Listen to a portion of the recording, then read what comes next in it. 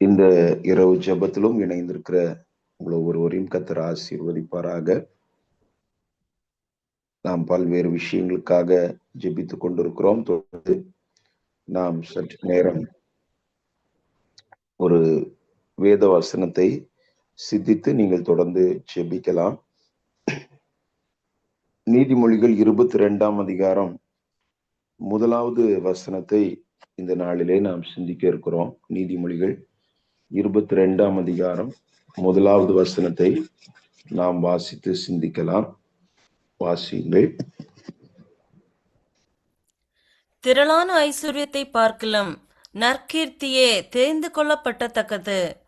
பொன் வெள்ளியை பார்க்கிலும் தயையே நலம். கர்த்தருடைய பரிசுத்த நாமம் மகிமைப்படுவதாக. நற்கீர்த்தியை குறித்து சொல்லியிருக்கிறதை நாம் பார்க்கிறோம். திரளான ஐஸ்வர்யத்தை பார்க்கிலும் நற்கீர்த்தியே தெரிந்து கொள்ளப்படத்தக்கது. A good name is to be chosen rather than riches என்று ஆங்கிலத்திலே சொல்லப்பட்டிருக்கிறது. திரளான ஐஸ்வர்யங்கள் அவைகளை பார்க்கிலும் ஒரு நல்ல பெயர், குட் நேம், அது தெரிந்து கொள்ளப்படத்தக்கது, அதுவே மிக முக்கியமானது என்று சொல்லி நாம் பார்க்கிறோம். கர்த்தருடைய பரிசுத்த நாமம் மகிமைப்படுவதாக. சில வசனங்கள் மூலமாகவும் வேதத்தில் உள்ள சில மனிதருடைய வாழ்க்கையிலிருந்தும் இதை குறித்து நாம் சற்று சிந்தித்து, குறிப்பாக நாம் ஒரு கடைசி காலத்தில் இருக்கிறோம். நம்முடைய வாழ்வின் சாட்சியை காத்துக்கொண்டு தேவனுடைய ராஜ்யத்தை நாம் சுதந்திரித்துக் கொள்ள கர்த்தர் நமக்கு கிருபை செய்வாராக. அந்த ஒரு கண்ணோட்டத்திலே சில வார்த்தைகளை நான் உங்களுக்கு நினைப்பூட்டும்படியாக விரும்புகிறேன். இதை நாம் கவனித்து நம்முடைய வாழ்விலே அபியாசப்படுத்த கர்த்தர் நமக்கு கிருபை செய்வாராக. ஒரு வசனத்தை கூட நாம் இந்த கருத்திலே வாசிக்கலாம். பிரசங்கியின் புஸ்தகம் 7ஆம் அதிகாரம் 1ஆம் வசனத்தை நாம் வாசிக்கும் போது, பிரசங்கி 7:1 இவ்விதமாய் நாம் வாசிக்கிறோம். வாசியுங்கள்.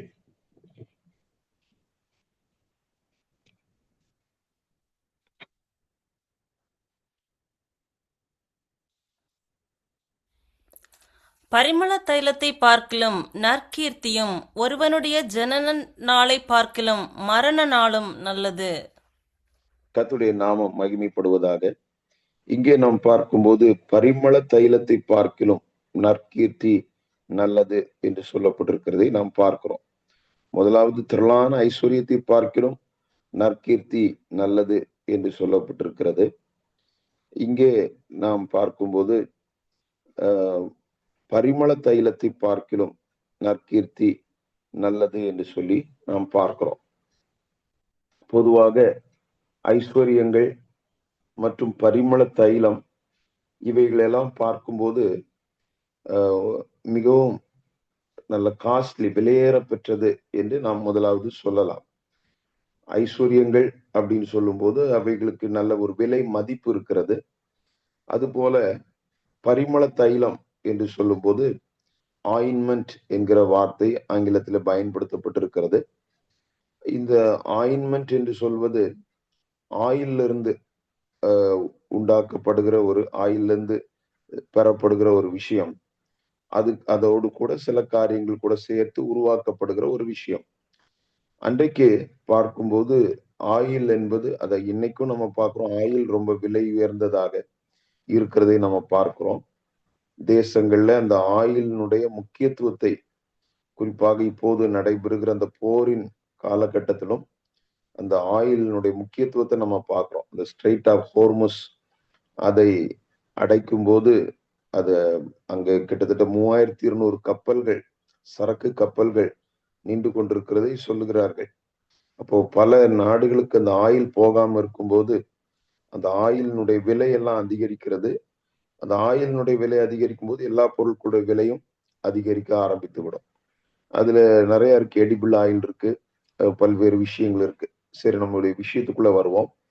அப்போ இந்த ஆயில் அதுல இருந்து விலை உயர்ந்த ஒரு கமாடிட்டியாக காணப்படுவதும் ஆயில். அதுல இருந்து பெறப்படுகிறது அந்த பெர்ஃப்யூம் அல்லது ஆயின்மெண்ட் என்று சொல்லி நாம் பார்க்கிறோம். அப்போ ஒரு விலையேற பெற்ற ஒரு விஷயம். நாம் எதை விலையேற பெற்றதா நினைக்கிறோமோ, அப்ப இதை வைத்து முதலாவது சொல்லணும்னு சொன்னா, ஒரு விலையேற பெற்றதாக கருதப்படுகிற எந்த விஷயத்தை பார்க்கிலும் குட் நேம் அதுதான் சூஸ் பண்ணணும். அததான் தெரிந்து கொள்ளணும் அப்படின்னு சொல்லி நம்ம பார்க்கிறோம்.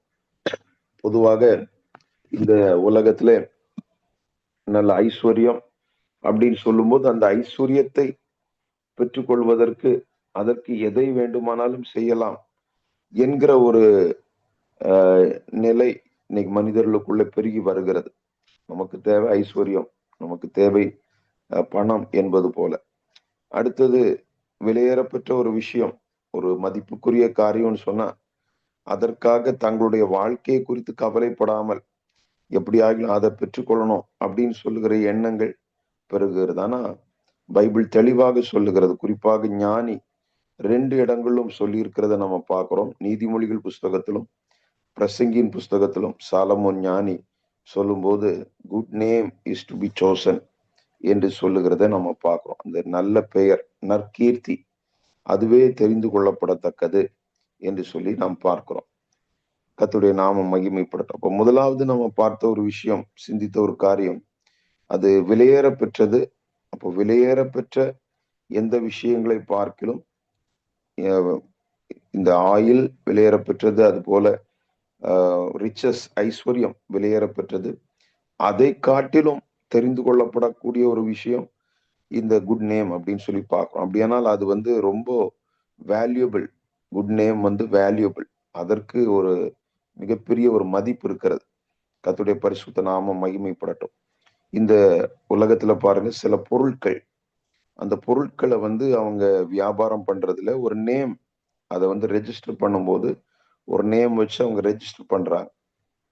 அப்போ அது நாட்கள் போக போக அந்த தயாரிப்புகள் அரசாங்கத்தினுடைய அந்த ஒழுங்குகளை எல்லாம் அதை பின்பற்றும் போது, கரெக்டா சாட்டிஸ்ஃபை பண்ணும்போது அரசாங்கத்தினுடைய அங்கீகாரத்தை அவர்கள் பெறுகிறார்கள். மக்கள் அதை நம்பி வாங்க தொடங்குகிறார்கள். அப்போ ஒரு பிராண்ட் நேம் கிரியேட் ஆகிறது. அந்த பிராண்ட், அப்போ நம்ம ஒரு கடைக்கு போனா இந்த பிராண்டா, அது நல்லா இருக்கும், அதை எடுத்து நம்ம ரொம்ப சில நேரங்கள் ஆய்வு செய்கிறது கூட இல்லை, அந்த பொருள் நல்லா இருக்கும் அப்படின்னு சொல்லுகிற ஒரு எண்ணத்தோடு நாம் அதை பெற்றுக்கொள்ள முற்படுகிறோம். ஏன்னா அந்த பிராண்ட் கிரியேட் ஆயிடுச்சு. அதற்கு பிறகு சிலர் பார்த்தீங்கன்னா, அந்த பிராண்ட் நேம் கிரியேட் ஆனதுக்கு அப்புறம் அவர்கள் தங்களுடைய தரத்தை குறைத்துக் கொள்வார்கள். அதுக்கப்புறம் அவங்க, அப்போ அதுவும் மக்கள் மத்தியில அதனுடைய தாக்கத்தை நம்ம பார்க்க முடியும். சொல்லுவாங்க, இவங்க வந்து இந்த அந்த பேருக்காக நம்ம வாங்குறோம், ஆனா வந்து இவங்க முன்னாடி மாதிரி இல்லை, அந்த குவாலிட்டி இல்லை, தரம் இல்லை அப்படின்னு சொல்லி சொல்றத நம்ம பார்க்க முடியும். அப்போ அந்த நேம் வந்து பாத்தீங்கன்னு சொன்னா எவ்வளவு முக்கியமானது. அந்த பெயரே பாத்தீங்கன்னா அந்த பொருட்களை அது விற்பனை செய்கிறது, பல்வேறு விஷயங்கள உதவியா இருக்கிறத நம்ம பார்க்கிறோம். நம்முடைய வாழ்க்கையிலும் நம்முடைய சாட்சி வாழ்க்கை, நம்முடைய நேம், நமக்கு இருக்கிற அந்த சாட்சி, இதை காத்து கொள்ளுகிறது என்பது, நல்ல பெயரை காத்து கொள்ளுகிறது என்பது மிக அவசியமான ஒரு விஷயமா இருக்கிறது. எந்த ஒரு உலகத்துல எதெல்லாம் நம்ம மேன்மையா நினைக்கிறோமோ அதை பார்க்கிலும் நம்முடைய சாட்சியை காத்து கொள்வது என்பது மிக அவசியமான ஒரு விஷயம். கர்த்தருடைய பரிசுத்த நாமம் மகிமைப்படுவதாக. இதை சொல்லும்போது யாக்கோபுடைய வாழ்க்கையிலிருந்து ஒரு காரியத்தை நான் உங்களுக்கு நினைப்பூட்டும்படியாக விரும்புகிறேன். யாக்கோபு, அவர் ஆதியாகம புஸ்தகம் 34ஆம் அதிகாரத்திலே அவர் சொல்லும்போது இவ்விதமாய் சொல்லுகிற ஒரு வார்த்தையை பார்க்கிறோம். 34:30 நாம படிக்கும்போது, ஆதியாகமம் 34:30 அதை வாசியுங்கள். அப்பொழுது யாக்கோபு சிமியோனையும் லேவியையும் பார்த்து, இந்த தேசத்தில் குடியிருக்கிற கானானியரிடத்திலும் பெரிசியரிடத்திலும் என் வாசனையை நீங்கள் கெடுத்ததினாலே என்னை கலங்க பண்ணினீர்கள். நான் கொஞ்ச ஜனமுள்ளவன், அவர்கள் எனக்கு விரோதமாய் கூட்டங்கூடி நானும் என் குடும்பமும் அழியும்படி என்னை வெட்டி போடுவார்களே என்றான். கர்த்தருடைய பரிசுத்த நாமம் மகிமைப்படுவதாக. யாக்கோபு சொல்லுகிற ஒரு வார்த்தை பாருங்கள். அவர் சொல்லுகிறார், என் வாசனையை, வாசனைன்னு சொல்லுகிறது அந்த நற்பெயர்னால உண்டாகிற ஒரு காரியமாக்கும். அதை அவர் சொல்லுகிறார், என் வாசனை எப்படி ஒரு பெர்ஃப்யூம் அது வாசனை கொடுக்குமோ, ஆயின்மென்ட் வாசனை கொடுக்குமோ, அதே போல ஒரு நல்ல பெயர் ஒரு வாசனையை கொடுக்கக்கூடியதாக இருக்கிறது. யாக்கோபு அந்த பகுதியிலே ஒரு நற்பெயர் உள்ளவராக, ஒரு வாசனை வீசக்கூடிய ஒரு நிலையிலே அவர் காணப்பட்டார். உன்னத பாட்டின் புஸ்தகத்திலே நாம பார்க்கும்போது அவருடைய நாமம், நேசருடைய நாமத்தை குறித்து ஊற்றுண்ட பரிமள தைலமா இருக்கிறது என்று சொல்லி நம்ம பார்க்கிறோம். கர்த்தருடைய பரிசுத்த நாமம் மகிமைப்படட்டும். அப்ப அது வந்து வாசனை கொடுக்கக்கூடியதாக, பல இடங்கள்ல பரவக்கூடியதாக, பாருங்க, ஒரு பெர்ஃப்யூம் ஆயின்மெண்ட் வந்து அது ஒரு சொட்டு ஊற்றினா போதும், அது வந்து அந்த அந்த வாசனை அந்த முழுவதையும் ஃபில் பண்ணிரும். அது எவ்வளவு ஊற்றப்படுகிறதோ அந்த அளவுக்கு அந்த ஏரியாவை அது பரவி கொண்டிருக்கும், அந்த வாசனை வீசி கொண்டிருக்கும். அப்ப இது போல அது அந்த காற்றிலே வேகமாக பரவி பல்வேறு இடங்கள்ல அது வாசனை கொடுக்கக்கூடியதாக இருக்கும்.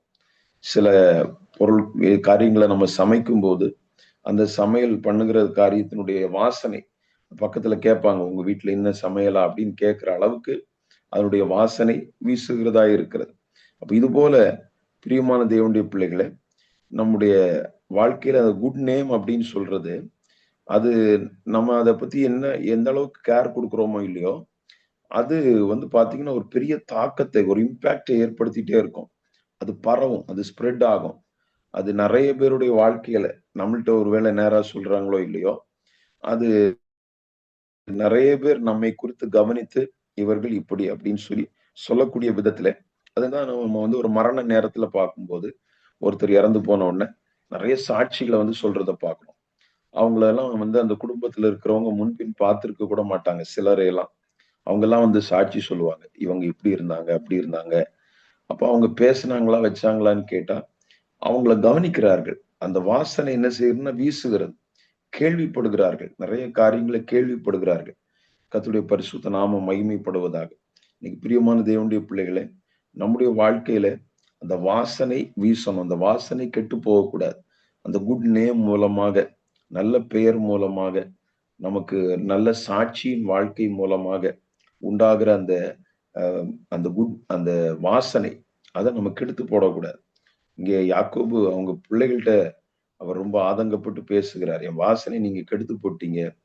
வாசனை கெட்டு போன பிறகு இப்போ ஒரு அந்நிய பகுதியில இன்னொரு இடத்துல எனக்கு இருக்கிற கலக்கமா இருக்கு, கலங்க பண்ணினீர்கள், ஒரு பயத்தை ஏற்படுத்திட்டீங்க.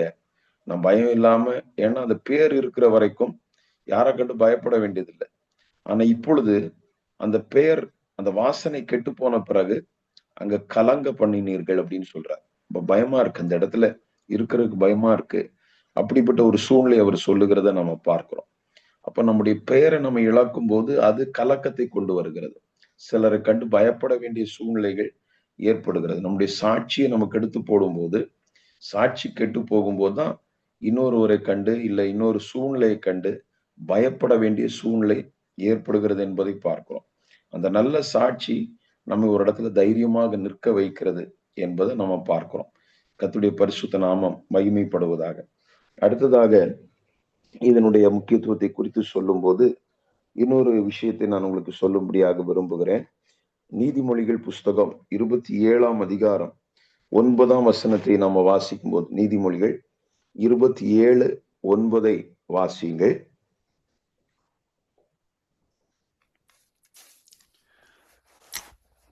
பரிமள தைலமும் சுகந்த தூபமும் இருதயத்தை களிப்பாக்குவது போல ஒருவனுடைய சிநேகம் உட்கருத்தான ஆலோசனையினால் பாராட்டும் இன்பமானது களிப்பாக்கும். கர்த்தருடைய பரிசுத்த நாமம் மகிமைப்படுவதாக. இந்த இடத்துல நாம் கவனிக்கும் போது பரிமள தைலமும் சுகந்த தூபமும் இருதயத்தை களிப்பாக்குகிறது என்று சொல்லி நாம் பார்க்கிறோம். அதுபோல ஒரு சிநேகிதனுடைய உட்கருத்தான ஆலோசனை, அதாவது ஹார்ட்டி கவுன்சில் என்று ஆங்கிலத்திலே சொல்லப்பட்டிருக்கிறது. அதாவது பரிமள தைலத்தை பார்க்கிலும் நல்லது என்று சொல்லி இருக்கிறது இல்லையா.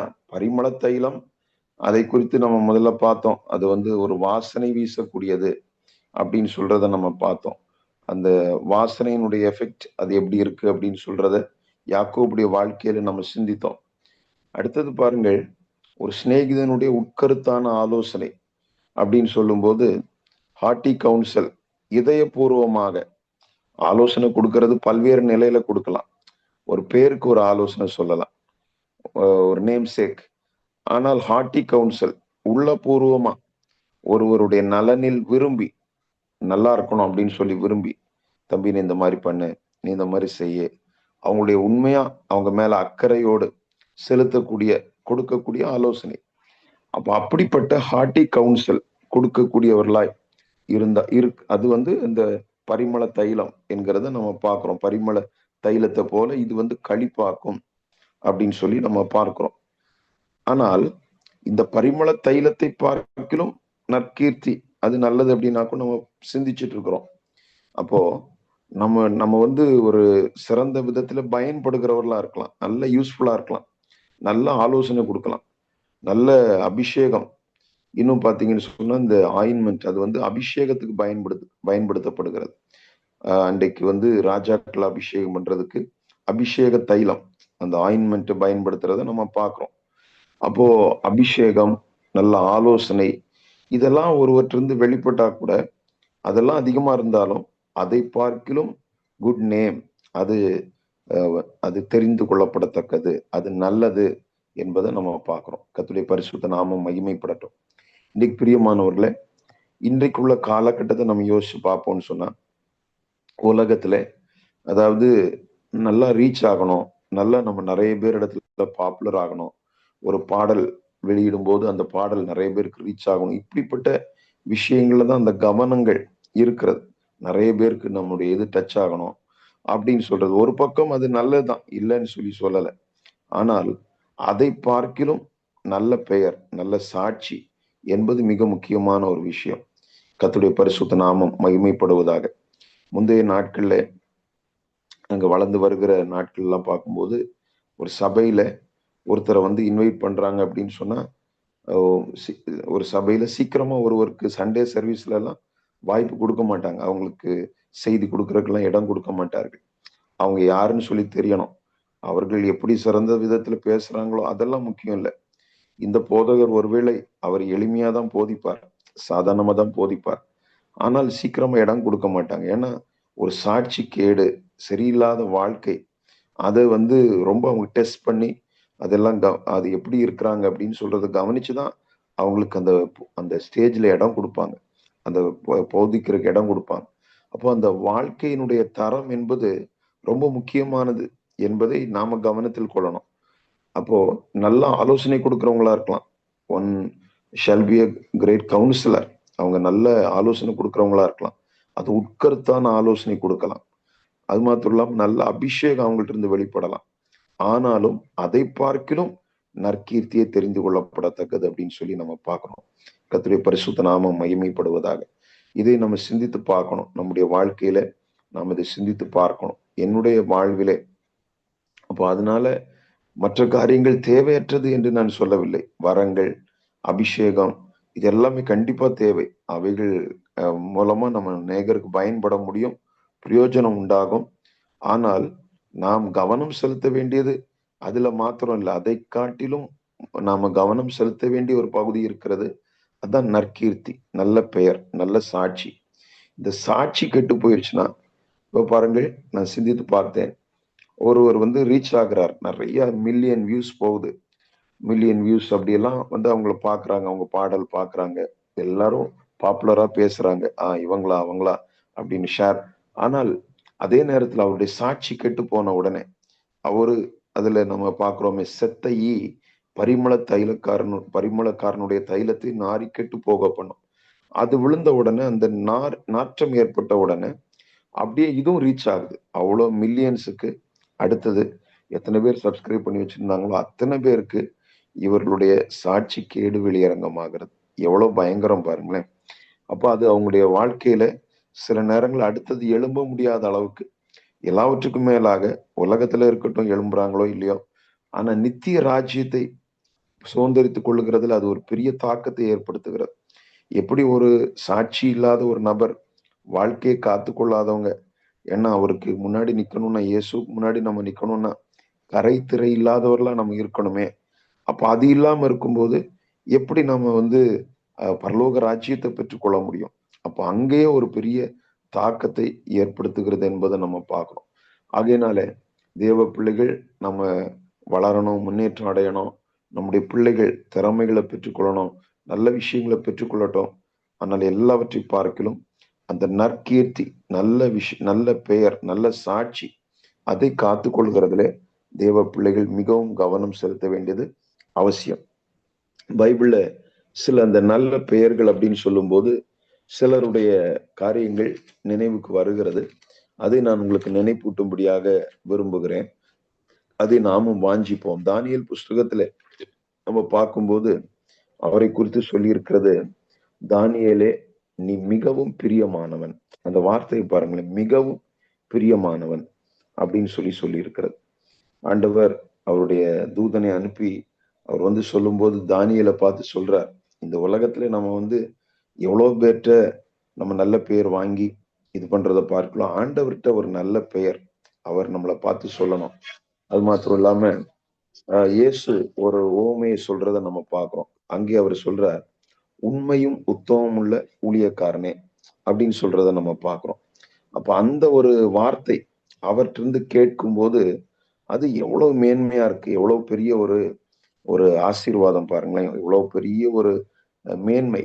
அவர் நம்மளை பார்த்து சொல்லும் போது சர்டிபிகேட், அது ஒரு சர்டிபிகேட் மாதிரி தானே, ஒரு உயர்ந்த சர்டிபிகேட். இன்னைக்கு படிக்கிறது அப்படின்னு சொல்லும் போது அந்த படிப்பின் ஒரு அங்கீகாரம், இவங்க இப்படி படிச்சிருக்காங்க, என்ன இதுல இது பண்ணியிருக்காங்க, ஒரு அங்கீகாரத்தை பெறுவதற்கு அதுக்கு எவ்வளவு பிரயாசப்பட வேண்டியதா இருக்கு, எவ்வளவு ராப்பகலா உழைக்க வேண்டியதா இருக்கு.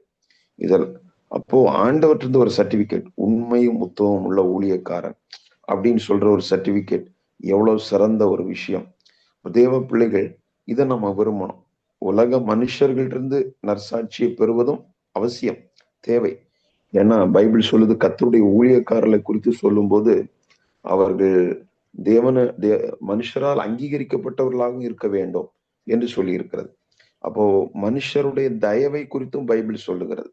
இயேசுவானவர் ஞானத்திலும் வளர்த்தியிலும் தேவ கிருபையிலும் மனுஷர் தயவிலும் வளர்ந்து பெறுகிறார். அப்போ மனுஷர் தயவு என்பது நமக்கு தேவை. தேவ கிருபையும் வேணும், மனுஷர் தயவும் நமக்கு வேணும். மனுஷர்களிடத்துல நற்சாட்சியை நம்ம பெற்றுக்கொள்ளணும், சாட்சி வாழ்க்கை வேணும். ஆனால் முக்கியமா நான் முதலாவது வலியுறுத்துகிறது, தேவனிடத்திலிருந்து பெறுகிற நல்ல சாட்சி. அது அவ்வளவு எளிதாக நம்ம பெற்றுக்கொள்ள முடியாது. ஆபிரகாம் அவரை பார்த்து ஆண்டவர் சொல்றார், நீ தேவனுக்கு பயப்படுகிறவன் என்று இப்பொழுது அறிந்திருக்கிறேன். அது எப்போ அறிந்திருக்கிறேன் அப்படின்னு சொல்றாருன்னா, 75 வயதுல ஆண்டவர் பேச்சை கேட்டு வீட்டெல்லாம் விட்டுட்டு வரும்போது அப்போ நீ தேவனுக்கு பயப்படுகிறவன்னு சொல்லல. அதற்கு பிறகு எத்தனையோ சூழ்நிலைகள் ஆண்டவருக்கு உண்மையா அவர் வாழ்ந்த சூழ்நிலைகளை நம்ம பார்க்கிறோம். அந்த சோதோமின் ராஜாவுடைய விஷயத்துல 2 கையும் தூக்கி, நீ ஒன்னும் என்னை ஆசீர்வதிக்க வேண்டாம், எனக்கு ஆண்டவருடைய ஆசீர்வாதம் போதும், நீ என்னை ஐஸ்வர்யவான் ஆக்கினேன் அப்படின்னு சொல்ற ஒரு சூழ்நிலை வரக்கூடாதுன்னு 2 கையும் உயர்த்திட்டார். சோதோமின் ராஜா சொல்றார், எல்லா பொருளையும் எடுத்துக்கோ அப்படின்னு. ஆனாலும் வேண்டான்னு சொல்லிட்டார், அதெல்லாம் எனக்கு தேவையில்லை. அப்போ அவ்வளவு ஒரு தீர்மானத்தோடு இருந்த போது கூட உடனே ஆண்டவர் அவரை பாராட்டல, அவரை ரொம்ப மெச்சி சொல்லல. எவ்வளவோ நாட்களாக உண்மையா ஆண்டவருக்கா வெயிட் பண்ணி ஆண்டவர் தருகிற ஆசீர்வாதத்தை பெற்றுக் கொள்ளுகிறார். அப்போ ஆண்டவர் பாராட்டல, அந்த ஆசீர்வாதத்தை கொண்டு போய் பலியிட சொல்றார். பலியிட சொல்லி அவர் கத்திய ஓங்கும் போது அந்த நேரத்துல பிள்ளையாண்டான் மேல கைய போடாதுன்னு சொல்லிட்டு, நீ தேவனுக்கு பயப்படுகிறவன் என்று இப்பொழுது அறிந்திருக்கிறேன் அப்படின்னு சொல்றத பாக்குறோம். அவர்கிட்ட ஒரு சர்டிபிகேட் வாங்குறது அப்படின்னு சொன்னா அவ்வளவு எளிதான விஷயம் அல்ல. அவரிடத்துல ஒரு நல்ல சாட்சியை, நல்ல பெயரை நம்ம பெற்றுக்கொள்வது என்பது அவ்வளவு எளிதான காரியம் அல்ல. அதுக்கு நம்ம அதிகமா பிரயாசப்படணும். இதை சொல்லும்போது இது ஏதோ ஒரு புதிய காரியம் அல்ல நான் உங்களுக்கு சொல்றது. ஆனால் நமக்கு ஒரு கவனம் இருக்கணும். அதை தான் நான் உங்களுக்கு நினைப்பூட்ட விரும்புகிறேன். நமக்கு இந்த ஒரு கேர் இருக்கணும். ஆண்டவர்கிட்ட ஒரு பேர் வாங்கணும், நல்ல பேர் வாங்கணும், ஆண்டவர் என்னை பாராட்டணும், என்னை மெச்சி கொள்ளணும் அப்படின்னு சொல்லி அந்த இதை நம்ம விரும்பணும். இன்னொரு இடத்துல இயேசு ஒரு ஓமையை சொல்றார். அநீதி உள்ள ஒரு உக்ரானக்காரனை குறித்து சொல்லுகிறார். அந்த உக்ரானக்காரன் அவன் செய்யற காரியம் எல்லாம் சரியில்லைன்னு அவனை வேலையில இருந்து நீக்குறாங்க. இனி வேலையை விட்டு நீ போயிரு, எல்லாத்தையும் கணக்க முடிச்சிரு அவன் என்ன செய்யறான்னு சொன்னா, அந்த உடனே அந்த அவன் இனி நான் என்ன பண்ணுவேன், வேற அடுத்த வேலைக்கு என்ன செய்வேன்னு சொல்லி அவன் பாத்தீங்கன்னு சொன்னா அந்த கணக்கு, இந்த சீட்டை எல்லாம் கொண்டு வர சொல்லி ஒரு ஒரு 100க்கெல்லாம் இது பண்ணோம்னா 80 அப்படின்னு எழுது. அவங்களுடைய தயவை பெற்றுக் கொள்ளுகிறான். இப்படி ஒவ்வொருத்தர்ட்டையும் அவங்க செஞ்சு கொடுத்து நிறைய செலுத்த வேண்டியவங்கள்ட்ட நீ இவ்வளவு கொடுத்தா போதும். இப்படி நிறைய பேருடைய தயவை அவன் பெற்றுக் கொள்கிறான். அவன் என்ன நினைக்கிறான், நம்ம வேலையை விட்டு வெளியே போனா கூட சிலருடைய ஆதாயத்தை நம்ம பெற்றுக்கொள்ளலாம். இவங்க எல்லாம் நமக்கு கொஞ்சம் ஃபேவரா இருப்பாங்க. அப்படி அவன் நினைக்கிறான். அது ஒரு சரியான முறை இல்லைன்னாலும் அவன் எப்படி செய்யறான் பாரு, மெச்சிக்கோ அப்படின்னு சொல்லி எஜமான் மெச்சிக்கொள்ளுகிறார். ஆனால் அடுத்தது உள்ள ஒரு விஷயம் தான் முக்கியமானது. அதே போல அநீதியான உலக பொருள்னாலே சிநேகிதரை சம்பாதியுங்கள் அப்படின்னு சொல்லி சொல்லப்பட்டிருக்கிறத நம்ம பார்க்கிறோம். அப்போ ஆத்துமாக்களை ஆதாயப்படுத்திக் கொள்ளுகிறவன் ஞானம் உள்ளவன் அப்படின்னு சொல்லி இருக்கிறத நம்ம பார்க்கிறோம்.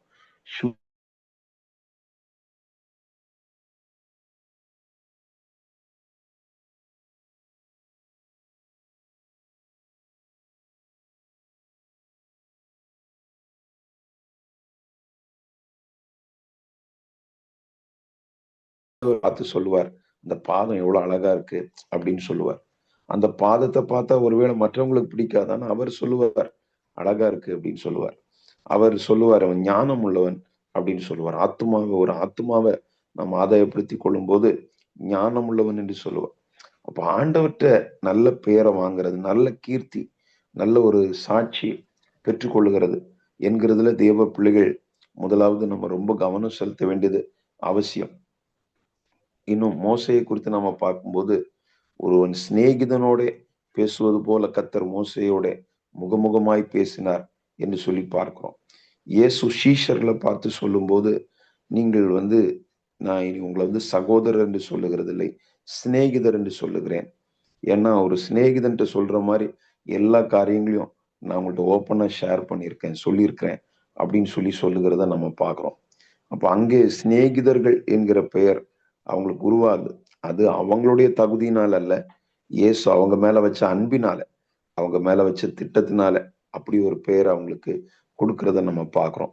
கர்த்தருடைய பரிசுத்த நாமம் மகிமைப்படுவதாக. அவர்கள் அந்த சிநேகிதர்கள் என்கிற பெயரை பெறுவதற்கு அவங்க தகுதி உள்ளவர்கள் அவங்க மாறினார்கள் என்பதை பார்க்கிறோம். ஆண்டவர் அவங்களை நேசிச்சு அவருடைய திட்டத்தை எல்லாம் அவங்களுக்கு வெளிப்படுத்தினார். இன்னைக்கு பிரியமான தேவனுடைய பிள்ளைகளே, நம்முடைய வாழ்க்கையில இது போல ஆண்டவர் நம்மை நம்பணும். பவுல் சொல்லுகிறார், என்னை உண்மை உள்ளவன் என்று எண்ணி இந்த ஊழியத்தில் ஏற்படுத்தினபடியா அவரை ஸ்தோத்தரிக்கிறேன் என்று சொல்லுகிறதை பார்க்கிறோம். ஆண்டவர் என்னை நம்பி இருக்கிறார் அப்படின்னு பவுல் சொல்லுகிறார். அவர் மேல அந்த நம்பிக்கை வச்சிருக்கிறதுனாலதான் அவர் அந்த அளவுக்கு அவர் செயல்படுகிறத நம்ம பார்க்கிறோம். இன்னைக்கு அதே போல என் பிரியமே நீ ரூபவதி, உன்னில் பழுதொன்றும் இல்லை என்று நேசர் அந்த சுலமித்தியை பார்த்து சொல்லுகிறத நம்ம பார்க்கிறோம். நம்முடைய ஆண்டவர் நம்மை பார்த்து அப்படி சொன்னா எவ்வளவு நல்லா இருக்கும். நீ ரூபவதி, உன்னில் பழுதொன்றும் இல்லை, உங்ககிட்ட எந்த குறையும் இல்லை அப்படின்னு சொல்றது அது அவ்வளவு எளிதான விஷயம் அல்லவே. நம்மை பார்த்த ஆண்டவர் அப்படிப்பட்ட வார்த்தைகளை சொல்லணும். இதை நம்ம விரும்பணும், இதை நம்ம ஆசிக்க வேண்டும். இது நம்முடைய ஒரு எய்மா இருக்கணும். உலகத்துல எவ்வளவு விஷயங்கள் நம்ம செய்யும் போதும், ஒவ்வொருத்தர் நம்மளை பாராட்டும் போது, ஒரு சர்டிபிகேட் நமக்கு கிடைக்கும் போது, சிலர் பார்த்து குட் இல்லை எக்ஸலண்ட் அப்படிலாம் சொல்லும் போது நமக்கு ஒரு எண்ணம் இருக்கணும், நமக்கு ஒரு வாஞ்சை இருக்கணும். இவங்க எல்லாம் பாராட்டுறாங்க, சந்தோஷம். ஆனா இது பார்க்கல, என் ஆண்டவர் என்ன பாராட்டணுமே, ஆண்டவருடைய வாயிலிருந்து ஒரு வார்த்தை கேட்கணுமே, அவர் என்னை பார்த்து சொல்லணுமே, அப்ப அதற்கேற்ற விதத்துல என்னுடைய லைஃப் அமையணுமே அப்படின்னு சொல்லி நம்ம விரும்பும் போது அதுதான் ஒரு சிறந்த ஒரு வாழ்க்கை. ஒரு மணவாட்டி அந்த மணவாளனை பிரியப்படுத்துகிறதுக்காக அதிகமாய் முயற்சி செய்வாள். நம்முடைய ஆத்தும நேசர் அவர் சீக்கிரமா வரப்போகிறார். அவரை சந்திக்கிறதுக்காக, அவரை பிரியப்படுத்துறதுக்காக நம்ம அதிகமா முயற்சி செய்யணும். வேத வசனங்களை படிக்கும்போது பாருங்க, ஒரு கெஸ்ட் வர்றாங்க அப்படின்னு சொல்லும் போது அவங்களுக்காக நம்ம ஒவ்வொரு விஷயங்களை பார்த்து, இவங்களுக்கு இது பிடிக்கும், இதை நம்ம செஞ்சு வைக்கணும், இதை அவங்க விரும்புவாங்க, இப்படி எல்லாம் நம்ம பார்த்து பார்த்து செஞ்சு வைப்போம். அதை ஆயத்தப்படுத்தி வைப்போம், இதை நம்ம கொடுக்கணும். இதே போல நம்முடைய ஆண்டவர் அவற்றிருந்து நல்ல பெயரை வாங்குறதுக்காக அவரை எப்படி நம்ம பிரியப்படுத்தலாம், அவருடைய பிரியத்தை நம்ம எப்படி பெற்றுக்கொள்ளலாம், அவர் நம்மை பார்த்து பாராட்டுகிற விதத்துல, மெச்சுகிற விதத்துல எப்படி நடந்து கொள்ளலாம் என்கிறதுல தேவ பிள்ளைகள் அதிகமாய் நம் கவனம் செலுத்த கர்த்தர் நமக்கு கிருபை செய்வாராக. கர்த்தருடைய பரிசுத்த நாமம் மகிமைப்படுவதாக.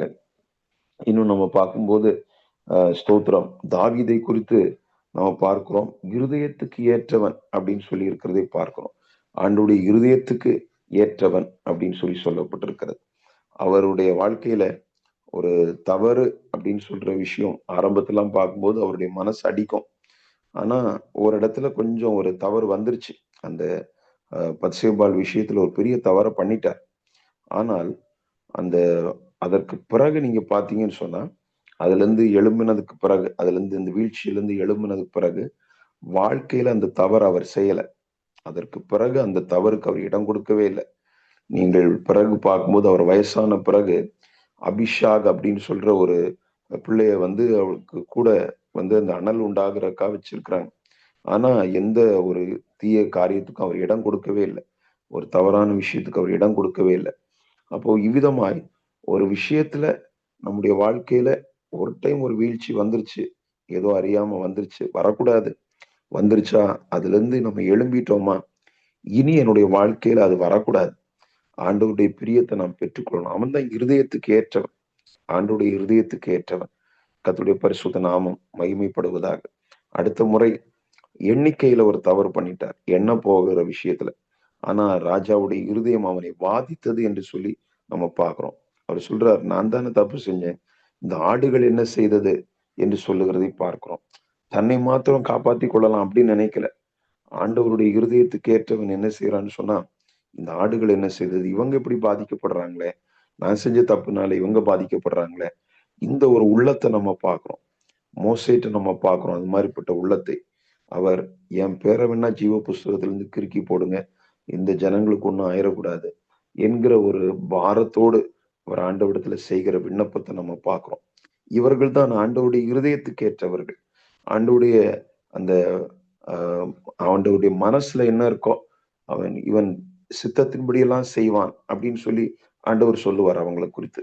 எனக்கு சித்தமானதெல்லாம், எனக்கு விருப்பமானதெல்லாம் இவன் செய்வான், ஏன்னா என் இருதயத்துக்கு ஏற்றவன். அப்போ இன்னைக்கு நம்ம இதெல்லாம் சிந்திக்கும் போது நமக்குள்ள ஒரு வாஞ்சை உருவாகணும். அவரிடத்துல அவர் என்ன எதிர்பார்க்கிறாரோ அதை நான் செய்யறதுக்கு அப்படியே உடனே ரெடியா இருக்கணும். இன்னைக்கு பாருங்க, சில பணிவிடை செய்கிறவர்கள் எல்லாம் நீங்க பாத்தீங்கன்னு சொன்னா, ஸ்தோத்திரம், அந்த எஜமான் என்ன சொல்றாங்களோ சில வேளையில வாயிலிருந்து சொல்ல கூட வேண்டாம், அவங்களுடைய அசைவை பார்த்து, அவங்களுடைய அசைவு, அவங்களுடைய கண் அசைவை பார்த்து உடனே அதை எடுத்து கொடுப்பாங்க.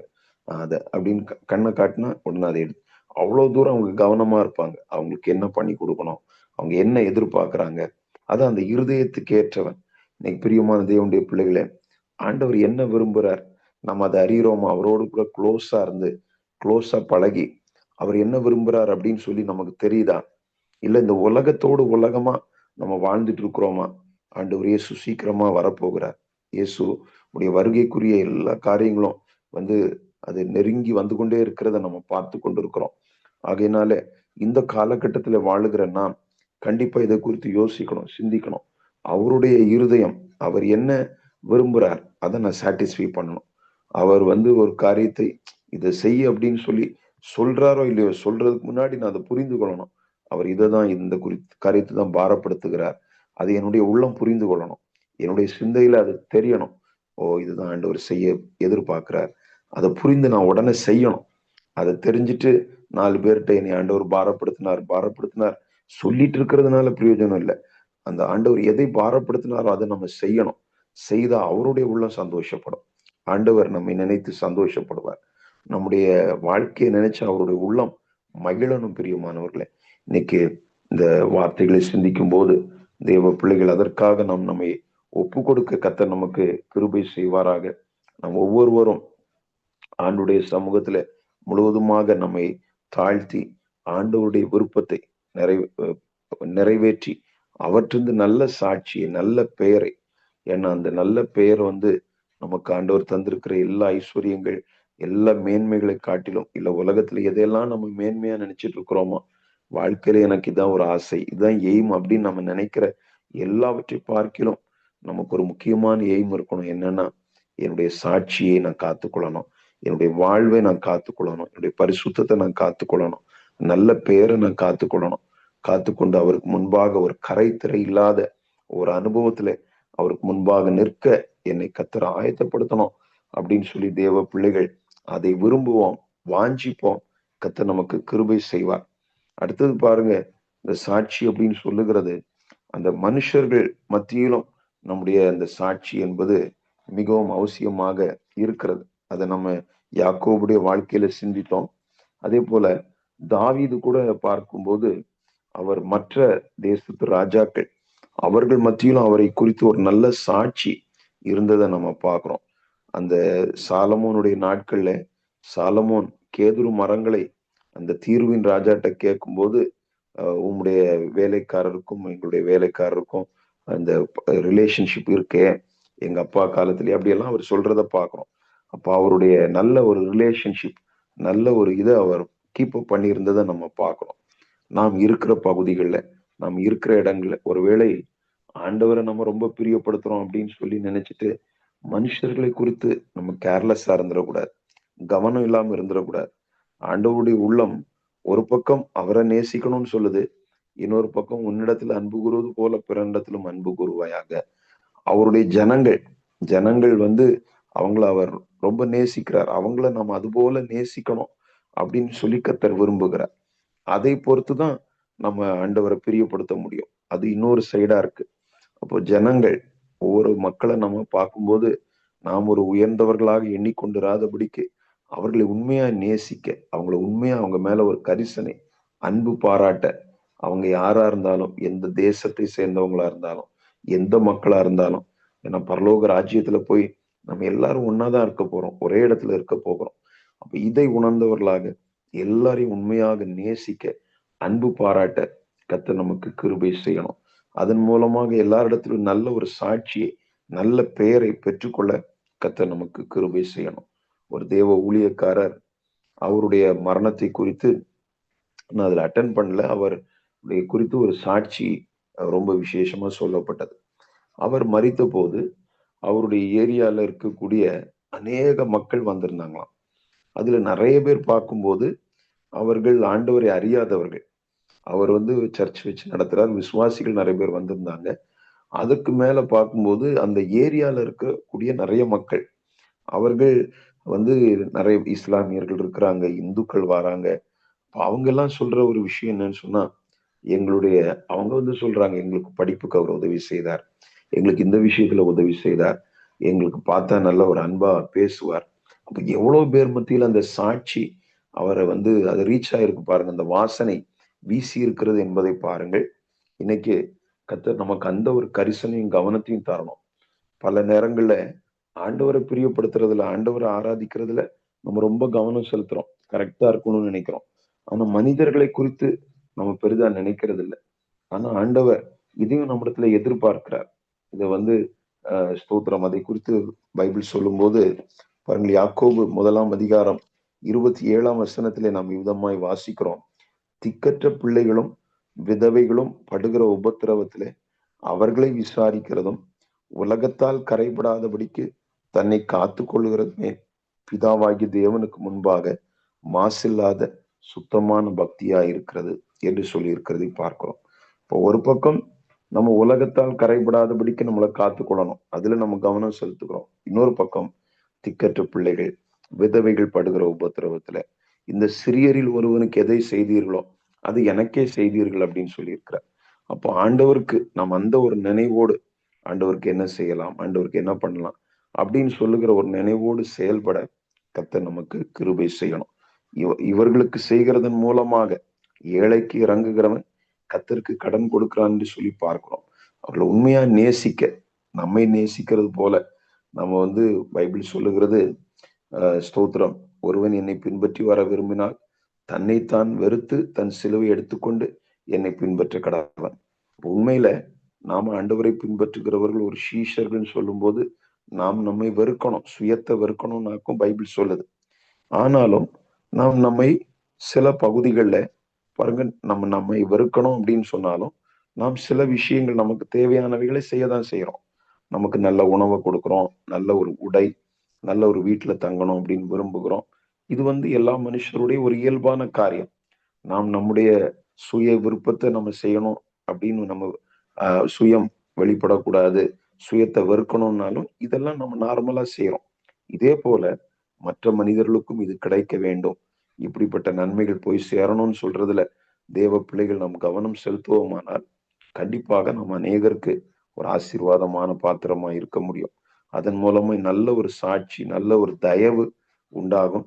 அதன் மூலமாக அநேகர் மத்தியில ஒரு நல்ல பெயர், நல்ல சாட்சியை நம்ம காத்து கொள்ள முடியும்.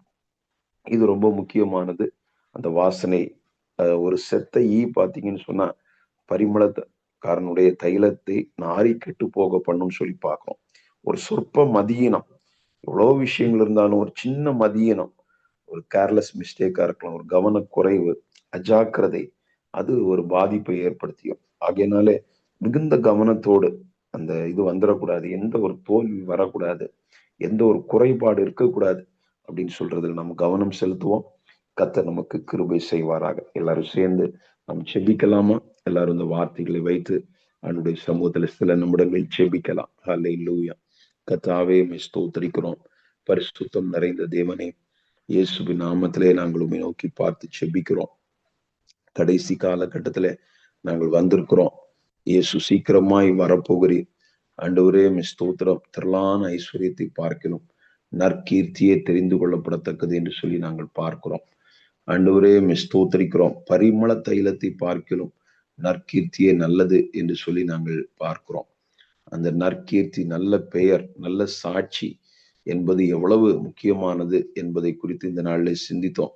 கர்த்தாவே, எல்லா தேவ பிள்ளைகளுக்கும் கர்த்தர் உதவி செய்யும். இந்த ஜெப வேளையில ஆண்டவரே ஸ்தோத்திரம் இணைந்து ஜெபித்து கொண்டிருக்கிற எல்லா உடைய பிள்ளைகளுக்காக பாரப்படுகிறோம். கர்த்தர் அவர்களுக்கு விசேஷித்த கிருபைகளை தாரும். விசேஷித்த ஆண்டவரே ஸ்தோத்திரிக்கிறோம். தயவை கட்டளையிடும். இன்னும் அதிகமாய் கர்த்தாவே ஸ்தோத்திரம் நற்சாட்சியில வளர கர்த்தர் கிருபை செய்யும்படியாக நாங்கள் ஜெபிக்கிறோம். கர்த்தரிடத்துல முதலாவது நல்ல சாட்சியை பெற்றுக்கொள்ளணும், நற்பெயரை பெற்றுக்கொள்ளணும். மனுஷர்களிடத்துல நற்சாட்சியை பெற்றுக்கொண்டு ஆண்டவருடைய வருகைக்காக ஆயத்தப்பட கர்த்தர் எங்களுக்கு கிருபை செய்தல்லும்படியாக ஜெபிக்கிறோம். எல்லா தேவ பிள்ளைகளையும் காத்துக்கொள்ளுங்க. இன்னைக்கு கிருபைகள், வரங்கள், ஆண்டவர் தாளந்துகள், இவைகள் எல்லாம் நாங்க கவனம் செலுத்துகிறோம். அவைகள் எங்களுக்கு தேவைதான். ஆனால் அதை பார்க்கிறோம், நல்ல பெயர் என்பது, நல்ல சாட்சி என்பது மிக முக்கியமானது என்பதை நாங்கள் சிந்தித்தோம்.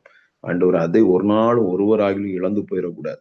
அதை ஆண்டவரே ஸ்தோத்திரிக்கிறார். அதை குறித்த ஒரு கவனம் இல்லாமல் வெறும் முன்னேற்றம், வெறும் வளர்ச்சி என்று போய்விடக்கூடாது. உங்களுடைய வாழ்க்கையில முன்னேற்றமும் வேணும், வளர்ச்சியும் வேணும். அதே நேரத்துல எங்களுடைய சாட்சியை காத்துக்கொள்ள கர்த்தர் எங்களுக்கு கிருபை செய்தலும்படியாக ஜெபிக்கிறோம். எல்லா தேவ பிள்ளைகளுக்கும் கிருபை தாரும். எங்களுடைய ஆண்டவர் பிள்ளைகளுக்கு கர்த்தர் கிருபை தாரும். எல்லா பிள்ளைகள் ஆண்டவர் வளர்ந்து வரும்போது இந்த ஒரு கவனத்தோடு வளர்ந்து வர கர்த்தர் உதவி செய்யணும். யாருடைய வாழ்க்கையில் ஒரு சாட்சி கேடு வரக்கூடாது, எந்த ஒரு குறைபாடு இருக்கக்கூடாது. அதை குறித்து மிகுந்த ஒரு கவனமுள்ளவர்களா இருக்க கர்த்தர் உதவி செய்யணும். கரை திரை இல்லாத ஒரு ஆண்டவரே ஸ்தோத்திரம் மகிமையுள்ள சபையாக, ஒரு ஆண்டவர் பிழையற்ற ஒரு சபையாக உமக்கு முன்பாக நிறுத்தி கொள்வதற்காக, எங்களுக்காக உண்மையே ஒப்பு கொடுத்த தெய்வமே ஆண்டவரே ஸ்தோத்திரிக்கிறோம். உமக்கு முன்பாக நிற்கிறதுக்கு எங்களை தகுதி உள்ளவர்களாக மாற்றும். எந்த குறைவுகள் இருந்தாலும் கர்த்தர் எங்களை விட்டு தயவாய் நீக்கிவிடும். ஒரு உணர்வுள்ள இருதயத்தை தாரும். ஆண்டவரே, நீர் எங்களுக்கு உணர்த்தும் போது அதை உணர்ந்து திருந்துகிற நல்ல உள்ளத்தை எங்களுக்கு தாரும். ஆண்டவரே ஸ்தோத்திரம். முழுவதுமாய் உங்களுடைய கரங்களை ஒப்பு கொடுத்து ஜெபிக்கிறோம். உங்களுடைய பிள்ளைகள் தொடர்ந்து மேற்கொள்ளுகிற ஜெபங்களை ஆசீர்வாதமாக மாற்றி தாரும், ஆளுகை செய்தரலாம். ஆண்டவரே ஸ்தோத்திரம். இந்த வருஷத்தின் மீதமுள்ள நாட்களையும் உங்களுடைய பிள்ளைகளுக்கு ஆசீர்வாதமா மாற்றி தரணும். அது போல கர்த்தாவே ஸ்தோத்திரம். ஆண்டவரே, இந்த இஸ்ரேல் ஈரான் யுத்தம், அமெரிக்க தேசமும் இன்வால்வ் ஆயிருக்கிறது. ஆண்டவரே ஸ்தோத்திரம். உடைய பிள்ளைகள் அதனுடைய தாக்கங்கள் மத்தியிலும் இருக்கிறார்கள். எல்லாரையும் கர்த்தர் பாதுகாக்கணும், இரத்த கோட்டைக்குள்ளே மூடி மறைக்கணும். அமெரிக்காவினுடைய பொருளாதாரமும் பெரிய அளவில் பாதிக்கப்பட்ட நிலையில் இருக்கிறதை நாங்கள் அறிகிறோம். ஆண்டவர், பல்வேறு நெகட்டிவான சூழ்நிலைகளும் இருக்கிறது. அதன் மத்தியில உங்களுடைய பிள்ளைகளை விசேஷமா பாதுகாக்கணும். கர்த்தர் அவர்கள் மேல வைத்திருக்கிற நோக்கங்கள், திட்டங்கள் நிறைவேற கர்த்தர் உதவி செய்யணும். ஆண்டவரே ஸ்தோத்திரிக்கிறோம். என்ன நோக்கத்தோடு அந்த தேசத்துல அவர்களை கொண்டு சென்றீரோ அந்த நோக்கம் நிறைவேற தங்களை காத்து கொண்டு ஆண்டவர் அநேகருக்கு பிரயோஜனமாய் திகழ கர்த்தர் கிருபை செய்தல்லும்படியாக ஜெபிக்கிறோம். உடைய நல்ல கரங்களை தாழ்த்தி ஒப்பு கொடுக்கிறோம். இயேசுவின் நாமத்தில் ஜெபம் கேள் நல்ல பிதாவே. ஆமேன், ஆமேன். கர்த்தர் உங்களோடு இருப்பாராக, உங்களுக்கு உதவி செய்வாராக. தேவ கிருபை கூட இருப்பதாக. ஆமேன்.